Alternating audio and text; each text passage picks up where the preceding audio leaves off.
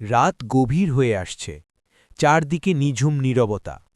কিন্তু সেই নীরবতার ভেতরেও যেন একটা শব্দ ভেসে বেড়াচ্ছে, একটা নাম, একটা প্রতিশ্রুতি, একটা স্বপ্ন যা মুসলিম উম্মাহ হাজার বছর ধরে বুকে আঁকড়ে ধরে রেখেছে। সেই নামটি হল ইমাম মাহদী। একবার চোখ বন্ধ করুন, মনের ক্যানভাসে একটি ছবি আঁকার চেষ্টা করুন। কল্পনা করুন এমন একটি পৃথিবীর কথা যেখানে ন্যায় বলে কিছু নেই, যেখানে দিনের আলোয় মানুষ মানুষকে হত্যা করছে আর কেউ প্রতিবাদও করছে না, যেখানে মিথ্যা এত বেশি প্রচলিত হয়েছে যে সত্য বলতে গেলে মানুষ হাসাহাসি করে, যেখানে শিশুরা বড় হচ্ছে ভয়ের মাঝে, মায়েরা কাঁদছে সন্তানের লাশ বুকে জড়িয়ে।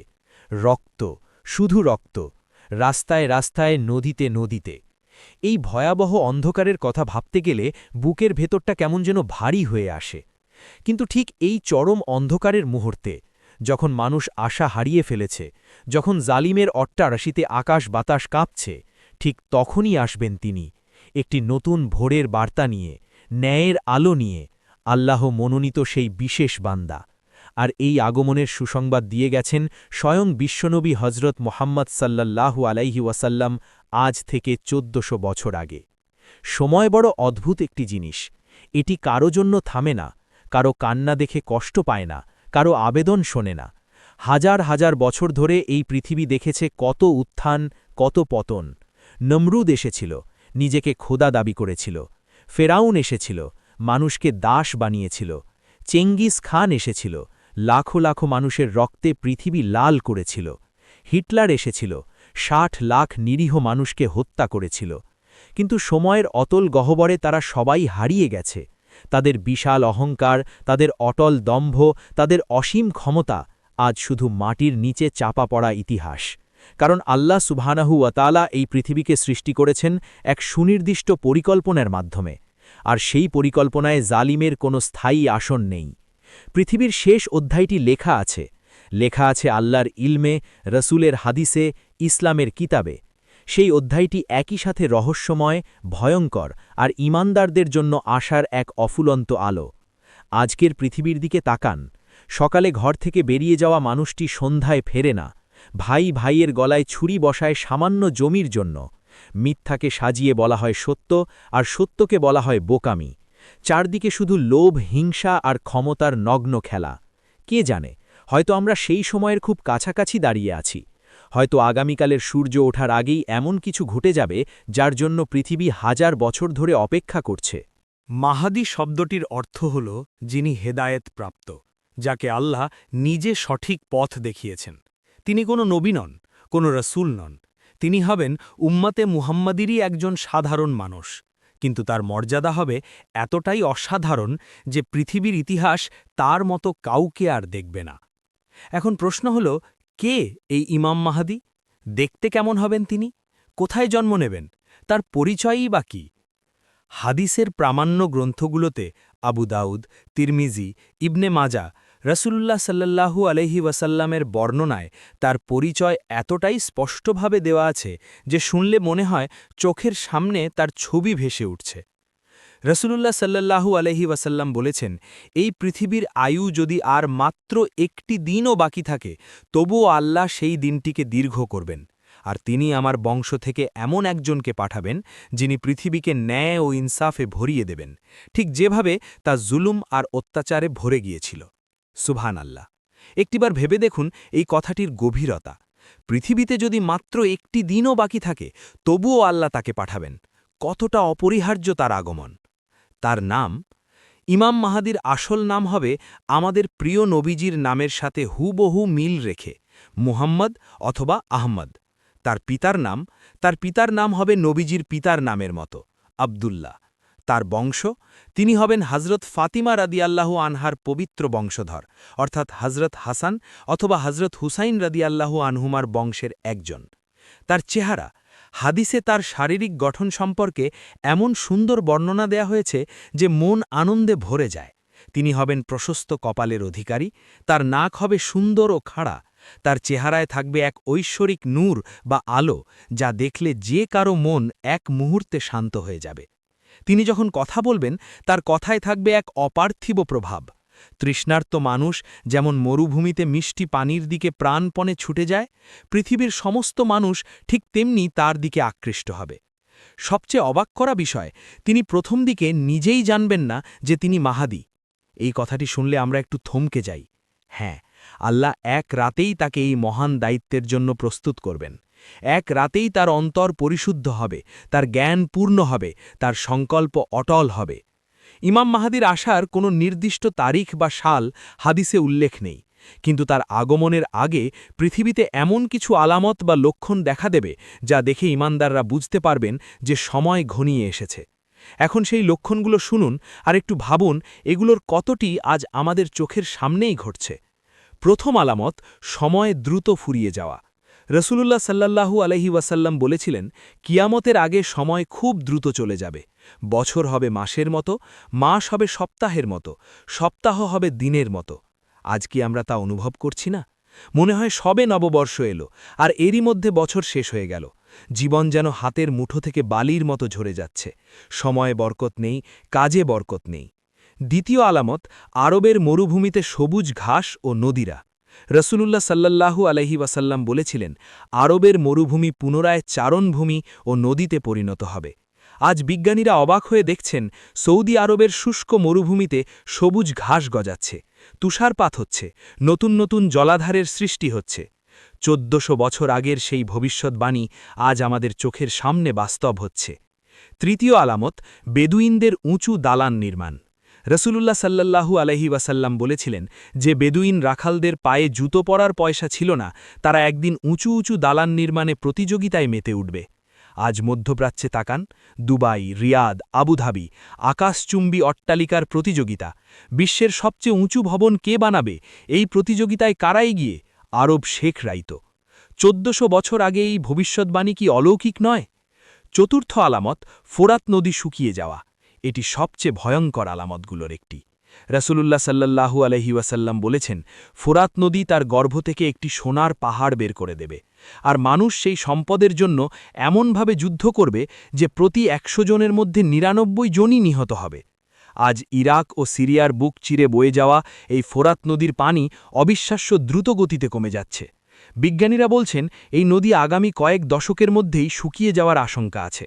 এর তলদেশে কি আছে তা নিয়ে পৃথিবীর পরাশক্তিগুলোর ঘুম হারাম। এই নদীর কাছাকাছি অঞ্চলে আছে বিশ্বের সবচেয়ে বড় তেল ক্ষেত্রগুলো। এর নিচে কি লুকিয়ে আছে আরও বিশাল কোনো সম্পদ? চারদিকে বিশৃঙ্খলা। আরব ভূখণ্ডে এক বিশাল রাজনৈতিক পটপরিবর্তন ঘটছে। একজন শাসকের মৃত্যুর পর ক্ষমতা নিয়ে চরম দ্বন্দ্ব। কেউ কাউকে মানছে না।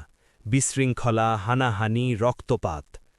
এই অরাজকতার মাঝে মদিনার একটি ছোট্ট গলিতে বাস করেন এক সাধারণ মানুষ। তিনি কোনো বড় নেতা নন, কোনো বিখ্যাত আলেম নন। দুনিয়ার সামনে তিনি একেবারে অজানা, অচেনা।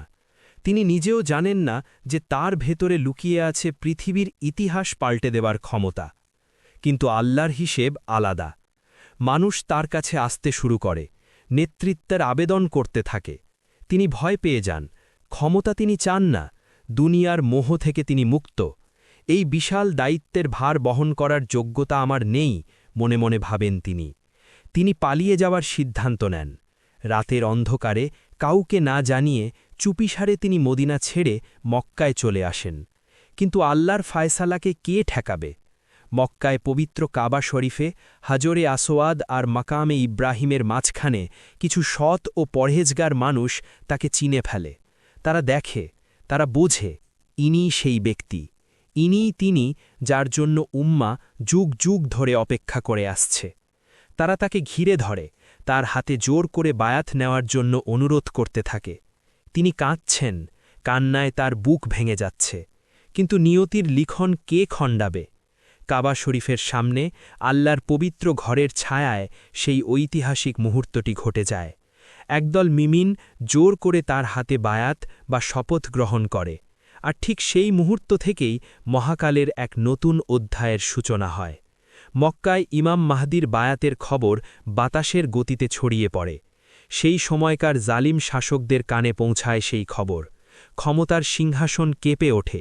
তারা বোঝে, এই সেই ব্যক্তি যার কথা হাদিসে বলা হয়েছে, যার আগমন তাদের ক্ষমতার কবর খুঁড়বে।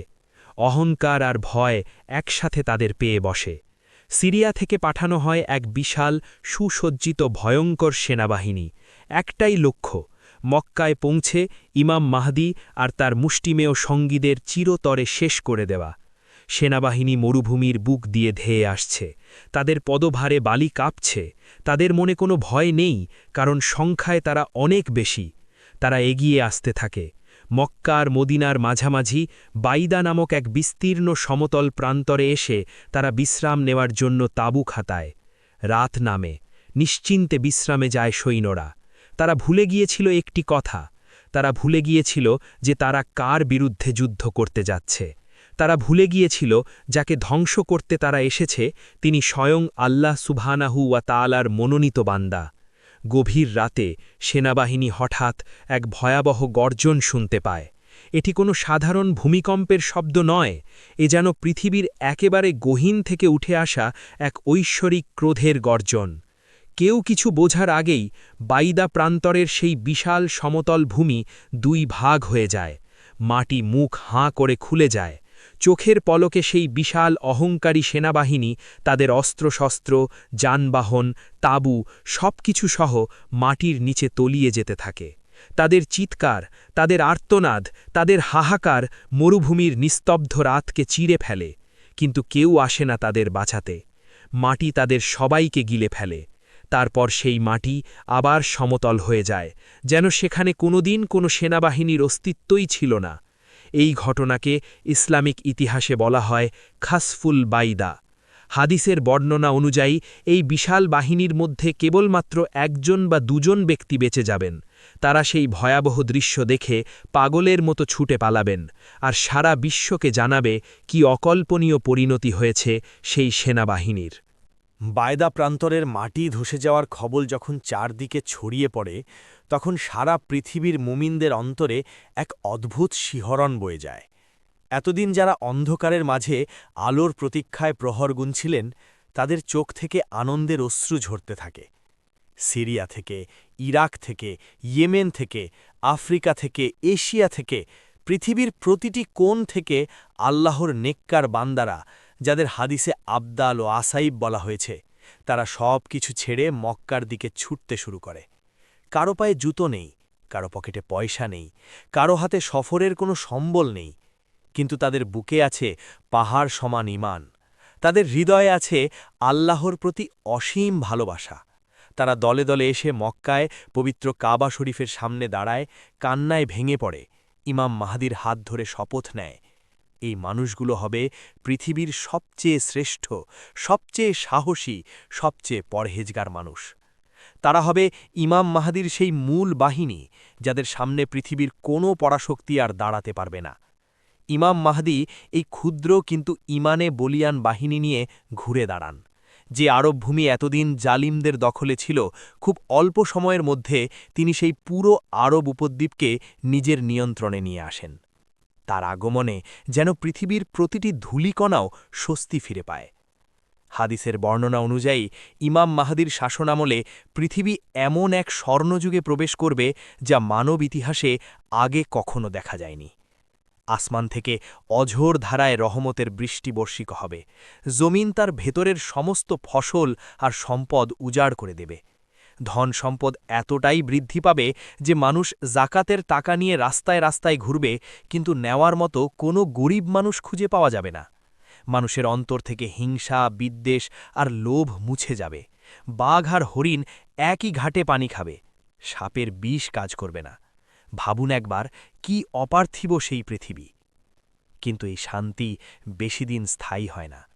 আরব ভূমি যখন ইমাম মাহদির নেতৃত্বে একতাবদ্ধ হয়, তখন সারা বিশ্বের পরাশক্তিগুলো, বিশেষ করে পশ্চিমা বিশ্ব, আতঙ্কে শিউরে ওঠে। পৃথিবীতে এক তৃতীয় শক্তির উদয় হয়, যারা মুসলমান এবং পশ্চিমা উভয়ের জন্যই ভয়ঙ্কর হুমকি। নিজেদের অস্তিত্ব বাঁচাতে ইমাম মাহদির বাহিনীর সাথে পশ্চিমা বিশ্ব এক অদ্ভুত জোট গঠন করে। তারা একসাথে সেই তৃতীয় শত্রুর বিরুদ্ধে যুদ্ধে যায়। জয়ও আসে, কিন্তু বিজয়ের আনন্দ টেকে না। বিজয়ের পরপরই এক সবুজ প্রান্তরে বিশ্রামের সময় পশ্চিমা জোটের এক সৈনিক হঠাৎ একটি ক্রুশ উঁচিয়ে ধরে বলে, আজ ক্রুশের বিজয় হয়েছে। এই কথা শোনামাত্র এক মুসলিম যুবক রাগে উত্তাল হয়ে সেই ক্রুশটি ভেঙে দেয়। মুহূর্তেই শান্তির চুক্তির কাগজ ছিঁড়ে যায়। সেই মুসলিম যুবককে সেখানেই শহীদ করা হয়। আর এরপর শুরু হয় সবচেয়ে ভয়াবহ অধ্যায়। পশ্চিমা বিশ্ব সম্পূর্ণ বিশ্বাসঘাতকতা করে দীর্ঘ ৯ মাস প্রস্তুতি নিয়ে তারা মুসলমানদের চিরতরে শেষ করার পরিকল্পনা করে। রাসূলুল্লাহ সাল্লাল্লাহু আলাইহি ওয়াসাল্লামের ভবিষ্যদ্বাণী অনুযায়ী ৮০টি পতাকার নিচে অর্থাৎ ৮০টি দেশের এক বিশাল জোট মুসলমানদের বিরুদ্ধে আক্রমণ করতে আসে। প্রতিটি পতাকার নিচে ১২,০০০ করে সৈন্য, মোট প্রায় ১০ লাখেরও বেশি। সিরিয়ার দাবিক প্রান্তরে এসে জড়ো হয় পৃথিবীর সমস্ত বাতিল শক্তি। একদিকে আধুনিক অস্ত্র, বিশাল সংখ্যা, অহংকার; অন্যদিকে সংখ্যায় কম কিন্তু ইমানে পাহাড়ের মতো অটল একদল মুমিন, যাদের সেনাপতি স্বয়ং ইমাম মাহদী। শুরু হয় আল মালহামা আল কুবরা, মানবিতিহাসের সবচেয়ে ভয়ঙ্কর মহাযুদ্ধ। যুদ্ধের ময়দানে মুসলমানদের ১/৩ ভয় পেয়ে পালিয়ে যায়। রাসূলুল্লাহ সাল্লাল্লাহু আলাইহি ওয়াসাল্লাম বলেছেন, আল্লাহ এই পালিয়ে যাওয়া মানুষগুলোকে কখনো ক্ষমা করবেন না, কারণ ঈমানের সবচেয়ে বড় পরীক্ষায় তারা ব্যর্থ হয়েছে। কিন্তু বাকি ২/৩ অটল থাকে। প্রথম দিন মুমিনদের একদল সাহসী যুবক শপথ নেয়, হয় বিজয় নয় শাহাদত। তারা শত্রুর উপর ঝাঁপিয়ে পড়ে। দিনভর লড়াই চলে। সন্ধ্যা নামে দেখা যায় ওই দলের প্রতিটি মানুষ শহীদ হয়ে গেছেন, কেউ বেঁচে নেই। দ্বিতীয় দিন আবার একদল শপথ নেয়, আবার মরণপণ লড়াই। আবার দ্বিতীয় দিনের সূর্য ডোবার সাথে সাথে সেই দলের সবাই শহীদ। তৃতীয় দিন পরিস্থিতি আরও শোচনীয়। চারদিকে আপনজনদের লাশ, রক্তের গন্ধে বাতাস ভারী, কিন্তু ঈমানদাররা টলে না। তৃতীয় দিনও তারা শপথ নিয়ে যুদ্ধে যায়। তৃতীয় দিনের শেষেও সেই দলের সবাই শহীদ। হাদিসে এই যুদ্ধের এমন ভয়ঙ্কর চিত্র আঁকা হয়েছে যে বলা হয়েছে, আকাশ দিয়ে যদি কোনো পাখি এই ময়দানের উপর দিয়ে উড়ে যায়, তবে বারুদের ধোঁয়া আর লাশের গন্ধ সহ্য করতে না পেরে সেই পাখি মাটিতে লুটিয়ে পড়ে মারা যাবে। যদি কোনো পরিবারে ১০০ জন মানুষ থাকে, যুদ্ধের পর দেখা যাবে ৯৯ জনই শহীদ হয়েছেন, শুধু একজন বেঁচে আছেন। সেই একজন কার জন্য কাঁদবেন, কার জন্য শোক পালন করবেন? এই শহীদদের সম্পর্কে রাসূলুল্লাহ সাল্লাল্লাহু আলাইহি ওয়াসাল্লাম বলেছেন, তারা হবেন আল্লাহর কাছে সমস্ত শহীদদের মধ্যে সর্বশ্রেষ্ঠ। চতুর্থ দিন ভোর হয়। মুমিনদের যে ক্ষুদ্র অংশটি বেঁচে আছেন, তারা ইমাম মাহদীর নেতৃত্বে একজোট হন। আল্লাহ সুবহানাহু ওয়া তাআলার রহমত তাদের উপর বর্ষিত হয়। আর তখন এই ক্ষুদ্র দলটি এমন এক অকল্পনীয় শক্তিতে শত্রুর উপর ঝাঁপিয়ে পড়ে যে পশ্চিমা জোটের সেই বিশাল বাহিনী খড়কুটোর মতো উড়ে যায়। বাতিল শক্তি এমন এক শোচনীয় পরাজয় বরণ করে যা তারা স্বপ্নেও ভাবেনি। আল্লাহর সাহায্যে সেই দিন মুমিনরা এক ঐতিহাসিক বিজয় ছিনিয়ে আনেন। এই বিজয়ীদের সম্পর্কে রাসূলুল্লাহ সাল্লাল্লাহু আলাইহি ওয়াসাল্লাম বলেছেন, এরাই সেই ১/৩ মুমিন যাদেরকে আল্লাহ কখনও আর কোনো ফিতনা বা পরীক্ষায় ফেলবেন না। তারা চিরস্থায়ী বিজয়ী।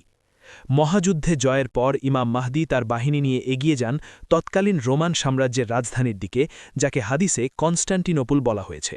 এটি বর্তমানের ইস্তাম্বুল কিংবা ইউরোপের কোনো বিশাল সুরক্ষিত নগরী। কিন্তু এই শহর জয়ের জন্য মুসলিম বাহিনীকে একটিও তলোয়ার তুলতে হবে না, একটিও মিসাইল ছড়তে হবে না। মুসলিম বাহিনী এক পাশে এসে দাঁড়ায়। তারপর একযোগে আকাশ বাতাস কাঁপিয়ে উচ্চারণ করে, লা ইলাহা ইল্লাল্লাহু আল্লাহু আকবার। শুধুমাত্র এই তাকবীরের শক্তিতে শহরের এক পাশের বিশাল প্রাচীর হুড়মুড়িয়ে ধসে পড়ে। দ্বিতীয়বার তাকবীর, আরেক পাশের প্রাচীর মাটিতে মিশে যায়। তৃতীয়বার তাকবীর, শহরের মূল ফটক খুলে যায়। সুবহানাল্লাহ! আল্লাহর নামের শক্তিতে এত বড় একটি শহর মুসলমানদের পদানত হয়। বিজয়ের আনন্দ বেশি দিন স্থায়ী হয় না। মুসলিম বাহিনী যখন বিজিত শহরের সম্পদ ভাগ করছে, অস্ত্র গাছের ডালে ঝুলিয়ে বিশ্রাম নিচ্ছে, তখন হঠাৎ এক ভয়ঙ্কর চিৎকার তাদের কানে আসে। এই চিৎকার কোনো সাধারণ মানুষের নয়, এই চিৎকার স্বয়ং ইবলিসের। সে অদৃশ্য থেকে ঘোষণা করে, হে মুসলিমরা, তোমরা এখানে বসে আছো, আর ওদিকে তোমাদের বাড়িতে, তোমাদের পরিবারের কাছে দাজ্জাল চলে এসেছে। দাজ্জাল, এই একটি নাম শোনামাত্র মুসলিম বাহিনীর পায়ের নিচ থেকে মাটি সরে যায়, হাতের সোনাদানা ফেলে দেয়, ধনসম্পদের প্রতি মোহ নেই আর। পাগলের মতো ঘোড়া ছুটিয়ে সিরিয়ার দিকে রওনা হয় সবাই। ইমাম মাহদী ১০ জন শ্রেষ্ঠ অশ্বারোহীকে আগে পাঠান ঘটনা যাচাই করতে। তারা গিয়ে দেখে শয়তানের চিৎকার মিথ্যে ছিল না, দাজ্জাল এসে গেছে। এক চোখা সেই ভয়ঙ্কর প্রাণী, কপালে লেখা কাফির, সে মেঘের মতো দ্রুত গতিতে সারা পৃথিবী চষে বেড়াচ্ছে। সে মৃত মানুষকে জীবিত করছে দেখাচ্ছে, শুষ্ক জমিতে বৃষ্টি বর্ষাচ্ছে, পৃথিবীর সব লোভনীয় জিনিস দিয়ে মানুষকে ধোঁকা দিচ্ছে, আর নিজেকে খোদা দাবি করছে। যে তার কথা মানছে তাকে সে জান্নাতের স্বপ্ন দেখাচ্ছে, যে অস্বীকার করছে তাকে সে জাহান্নামের আগুনে নিক্ষেপ করছে। পৃথিবীর অধিকাংশ মানুষ তার জাদুতে পড়ে ঈমান হারিয়ে ফেলছে। ইমাম মাহদী ও তার অনুসারীরা সিরিয়ার দামেস্কের এক মসজিদে অবরুদ্ধ হয়ে পড়েন। দাজ্জালের ৭০,০০০ সৈন্যের বিশাল বাহিনী সেই মসজিদ ৪ দিক থেকে ঘিরে ফেলে। ভেতরে খাবার নেই, পানি নেই, বাইরে মৃত্যু। ইমাম মাহদী বুঝতে পারেন দাজ্জালকে হত্যা করার ক্ষমতা তার বা তার বাহিনীর নেই। তাহলে কি এটাই শেষ? তাহলে কি আর কোনো আশা নেই? ফজরের ওয়াক্ত, মুয়াজ্জিন আজান দিয়েছেন, মুমিনরা নামাজের জন্য সারিবদ্ধ হচ্ছেন, ইকামত হচ্ছে। ঠিক সেই মুহূর্তে দামেস্কের মসজিদের পূর্ব দিকের সাদা মিনারের উপর মেঘ চিরে নেমে আসছেন এক মহামানব।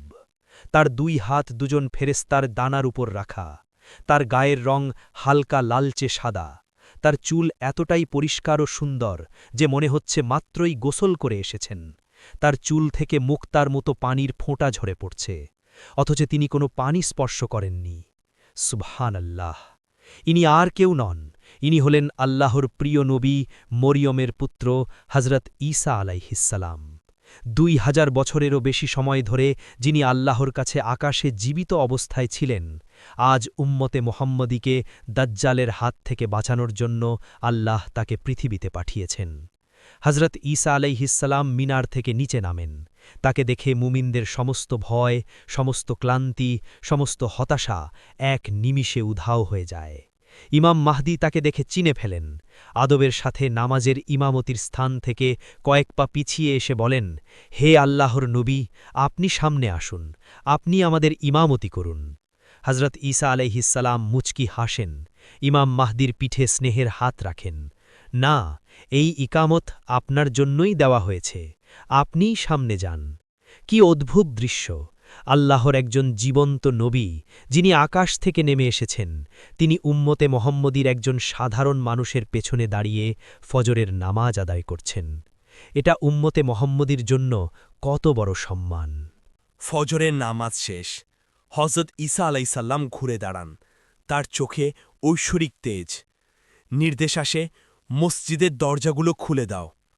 দরজা খোলা হয়। বাইরে দাজ্জাল, তার বিশাল বাহিনী, মুসলমানদের হত্যা করার জন্য প্রস্তুত। কিন্তু যখনই দাজ্জালের একটি মাত্র চোখ হজরত ঈসা আলাইসাল্লামের উপর পড়ে, পৃথিবীর সবচেয়ে বড় মিথ্যুক, সবচেয়ে বড় অহংকারী, যে নিজেকে খোদা দাবি করেছিল, সে মুহূর্তের মধ্যে কুঁকড়ে যায়। হাদিসে এসেছে, হজরত ঈসা আলাইসাল্লামের পবিত্র নিঃশ্বাস যতদূর যায় ততদূর পর্যন্ত কোনো কাফির বেঁচে থাকতে পারে না। সেই পবিত্র নিঃশ্বাস যখন দাজ্জালের গায়ে স্পর্শ করে, পানিতে লবণ যেমন গলে যায়, তেমনি দাজ্জালের শরীর গলতে শুরু করে। দাজ্জাল বোঝে তার সময় শেষ। মুহূর্তে আগে যে হুঙ্কার দিচ্ছিল, সে এখন কুকুরের মতো লেজ গুটিয়ে পালাতে শুরু করে। হজরত ঈসা আলাইসাল্লাম তার পিছু নেন। বর্তমান ফিলিস্তিনের লুজ শহরের একটি গেটের কাছে দাজ্জালকে ধরে ফেলেন। নিজের হাতের ভরসা দিয়ে তার বুকে আঘাত করেন। চিরতরে শেষ হয় দাজ্জাল। দাজ্জালের মৃত্যুর পর তার বিশাল বাহিনী দিক বিদিক ছুটে পালাতে শুরু করে, কিন্তু পাথর আর গাছপালাও তাদের আশ্রয় দেয় না। পাথর আর গাছ কথা বলে ওঠে, হে মুসলিম, আমার পেছনে ইহুদি লুকিয়ে আছে, এসো তাকে হত্যা করো। এভাবেই পৃথিবীর বুক থেকে চিরতরে মুছে যায় দাজ্জালের ভয়ঙ্কর ফিতনা। দাজ্জালের মৃত্যুর পর এবং পরবর্তীতে ইয়াজুজ মাজুজ ধ্বংস হওয়ার পর পৃথিবীতে নেমে আসে এক অকল্পনীয় শান্তি। ইমাম মাহাদি ও হজরত ঈসা আলাইসাল্লামের শাসনামলে পৃথিবী প্রবেশ করে এক স্বর্ণযুগে। আসমান থেকে আল্লাহর সমস্ত রহমতের বৃষ্টি ঢেলে দেওয়া হয়। মাটি তার ভেতরের সমস্ত ফল ও ফসল উজাড় করে দেয়। একটিমাত্র ডালিম এত বড় হবে যে একদল মানুষ তা খেয়ে পেট ভরবে আর তার খোসার নিচে ছায়ায় বিশ্রাম নিতে পারবে। পৃথিবী থেকে চুরি যাবে না, হত্যা হবে না, হিংসা থাকবে না, বিদ্বেষ থাকবে না। ছোট বাচ্চারা সিংহের কেশর ধরে খেলবে, বাঘ আর ছাগল এক ঘাটে পানি খাবে, সাপ বিষ ছোবল দেবে না। 7 বছর বা তারও বেশি সময় ইমাম মাহাদি এই পৃথিবীতে ন্যায় ও ইনসাফের সাথে রাজত্ব করবেন। তারপর একদিন অত্যন্ত নীরবে এই মহানায়ক ইন্তেকাল করবেন। তারপর কিছুদিন আরও রাজত্ব করে হজরত ঈসা আলাইসাল্লামও ইন্তেকাল করবেন। আর এভাবেই শেষ হবে পৃথিবীর ইতিহাসে সবচেয়ে রোমাঞ্চকর, সবচেয়ে ভয়ঙ্কর এবং সবচেয়ে সুন্দর এক অধ্যায়। প্রিয় ভাই, প্রিয় বোন, এতক্ষণ আমরা যা শুনিলাম এগুলো কোনো রূপকথার গল্প নয়, এগুলো আমাদের প্রিয় নবীজির পবিত্র মুখের কথা, সহি হাদিসের অকাট্য বর্ণনা, যেদিকে আমরা দ্রুত গতিতে এগিয়ে যাচ্ছি। এখন একটু থামুন, বুকের উপর হাত রাখুন, নিজেকে জিজ্ঞেস করুন, আমি কি প্রস্তুত? আমরা আজ ফজরের নামাজে উঠতে পারি না অলসতার কারণে, একটা সুন্নত পালন করতে লজ্জা পাই বন্ধুদের সামনে, আর স্বপ্ন দেখি ইমাম মাহাদির বাহিনীতে থাকার। যখন দাজ্জাল এক হাতে রুটি আর এক হাতে আগুন নিয়ে দাঁড়াবে, এই দুর্বল ঈমান নিয়ে আমরা কি টিকতে পারব? ফিরে আসুন, এখনই সময়। আল্লাহর দিকে ফিরে যান, তওবা করুন, নামাজ পড়ুন, সত্যের পথে অটল থাকুন। 2 হাত তুলে কান্নার সাথে বলুন, হে আল্লাহ, আমাকে ক্ষমা করো, আমি পথ হারিয়ে ফেলেছিলাম, আমাকে দাজ্জালের ফিতনা থেকে রক্ষা করো। শেষ জামানার এই ভয়াবহ সময়ে আমার ঈমান নিয়ে কবরে যাবার তৌফিক দাও। সময় দ্রুত ফুরিয়ে যাচ্ছে, হয়তো মক্কার কোনো গলিতে ইমাম মাহদি আজ হাঁটছেন, হয়তো দাজ্জাল তার শিকল ছিঁড়ে বেরিয়ে আসার প্রহর গুনছে। প্রস্তুতি নেবার সময় আজই। আল্লাহ আমাদের সময়কে সিরাতুল মুস্তাকিমের উপর অবিচল রাখুন। আমিন ইয়া রাব্বাল আলামিন। আল্লাহু আকবার।